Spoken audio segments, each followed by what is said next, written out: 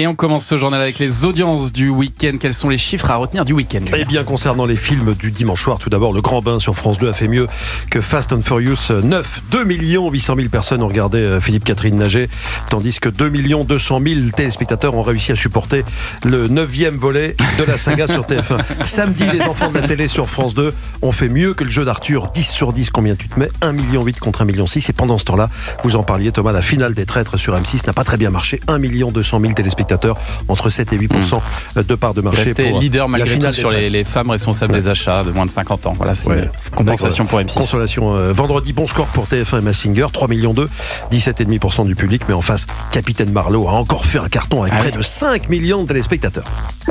Europe 1, le journal des médias. Et puis on reste focus sur les audiences. Combien de personnes ont suivi les au revoir de Jacques Legros au 13h de TF1 vendredi? C'était l'événement du début du week-end. Ils étaient 4 700 000 téléspectateurs derrière leur poste pour le dernier JT du Joker qui a présenté le 13h de la chaîne pendant 26 ans. Il s'agit là de la deuxième meilleure part d'audience de la saison, c'est ce qu'indique TF1. Alors pour passer le relais à Isabelle Iturburu, la nouvelle Joker du 13h de TF1, Jacques Legros a partagé ceci. C'est Lucette qui m'accueille un jour qui me dit vous vous souvenez de la dame qui était devant vous l'autre jour? Eh bien, elle est revenue me voir après votre départ et m'a dit mais tu connais ce monsieur, Lucette? Lucette a dit bah oui, je le connais. Parce que moi, j'ai mangé avec lui. Je lui ai dit, vous êtes sûr? Oui, je vous assure, j'ai mangé avec lui. Elle confondait légèrement le réel et le virtuel. Et en fait, oui, j'avais mangé avec elle parce que j'étais en face d'elle au moment où il avait sorti son assiette pour déjeuner. Ça, Isabelle, c'est le 13h. Préserve-le. C'est tout. Terminé avec un petit c'est tout. Sous les applaudissements des équipes de TF1, Isabelle Iturburu fera sa première en tant que Joker du 13h. Pas tout de suite, faudra attendre un petit peu. Ce sera le 14 juillet, jour de la fête nationale.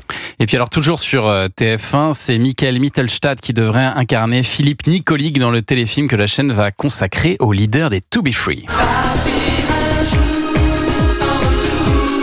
D'un point de vue parisien aujourd'hui en France, j'étais sûr qu'Anissa allait chanter, ça c'était évident. Info du Parisien aujourd'hui en France, l'ancienne star d'ici tout commence, Michael Mittelstadt, aurait été choisi pour incarner Philippe, le biopic qui racontera la vie du défunt chanteur des To Be Free.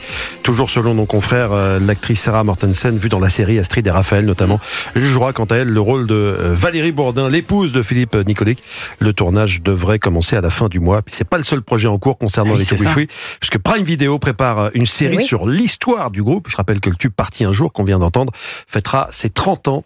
L'année prochaine, ça avait lancé le mouvement des boys bands en France. C'est 30 ans, exactement. Non, vous avez dû vous tromper. Partir un jour, 30 ans. Vous avez dû vous tromper. C'est une erreur. À vérifier. À vérifier. Non, déjà, ouais. Et puis la future chaîne Novo 19 a confirmé le nom de celle qui animera son talk-show quotidien. Il s'agira d'un talk-show qui parlera d'actualité et de vie quotidienne. Il s'agit de la journaliste sportive Claire Arnoux qui travaille actuellement à Beansport, qui est passée entre autres par l'équipe 21, BFM TV et iTélé, l'ancêtre de CNews.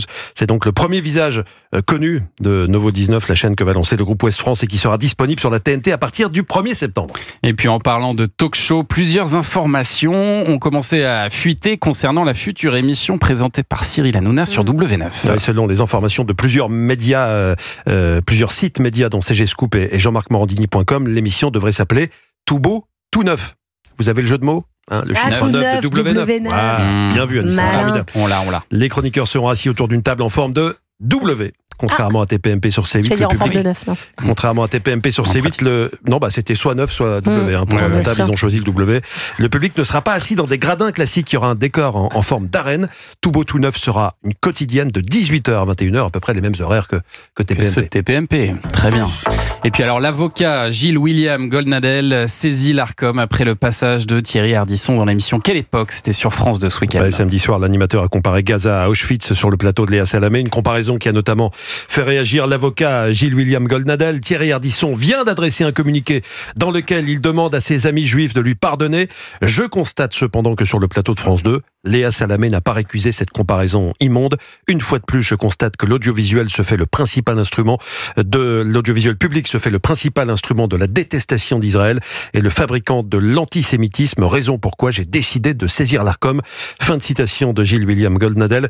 De son côté, la LICRA, la Ligue internationale contre le racisme et l'antisémitisme, indique qu'elle condamne une nouvelle fois la banalisation des comparaisons outrancières et le confusionnisme ambiant. L'équipe de l'émission a tenu à exprimer sa compréhension devant les réactions et l'indignation suscitée par les propos tenus par Thierry Ardisson, rappelant que ce dernier a présenté ses excuses. En revanche, France Télévisions n'a pas réagi encore. Et ça n'est pas tout, puisque une deuxième polémique concerne cette fois-ci un autre invité de Quelle époque, le docteur Raphaël Pitti. Ouais, deuxième polémique qui est liée en quelque sorte à la première. Samedi soir, il était autour de la table, Raphaël Pitti, aux côtés de Léa Salamé et de Thierry Ardisson. Et si ce sont les propos de l'animateur qui ont retenu l'attention, il faut préciser que Thierry Ardisson réagissait à un discours anti-Israël du médecin humanitaire Raphaël Pitti. Précisons que Raphaël Pitti a été candidat place publique sur la liste du nouveau Front populaire lors des législatives 2024. Place publique qui n'est autre que le parti de Raphaël Glucksmann. Raphaël Glucksmann qui n'est autre que le compagnon de Léa Salamé. Pitti n'a pas été présenté comme tel sur le plateau, mais simplement comme humanitaire. Peut-être que c'est une précision qui aurait mérité d'être donnée. Et puis le groupe CMA Média, propriétaire de BFM, RMC, a signé une promesse d'achat de la chaîne Chérie 25. Bon, pour que ce soit définitif, il faudra le feu vert des représentants du personnel, le feu vert de l'Arcom. En rachetant Chérie 25, CMA Média veut tenter de rendre cette chaîne plus attractive, notamment pour un public plus jeune. Et puis on termine ce journal avec l'équipe qui lance sur son site et son application une nouvelle rubrique intitulée Respire. Ça, c'est une nouvelle verticale 100% gratuite et dédiée à l'art de vivre par le sport. On est assez loin de l'actu sportive. Ici, vous pourrez retrouver des témoignages d'anonymes évoquant leurs expériences sportives.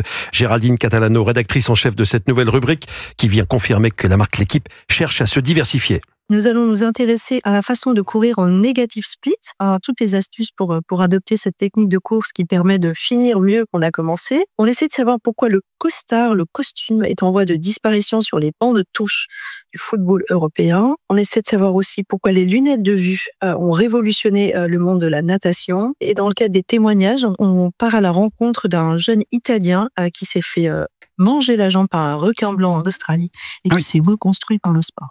Voilà, sport et art de vivre, c'est la nouvelle rubrique de L'Équipe Respire. Merci beaucoup Julien pour ce journal des médias.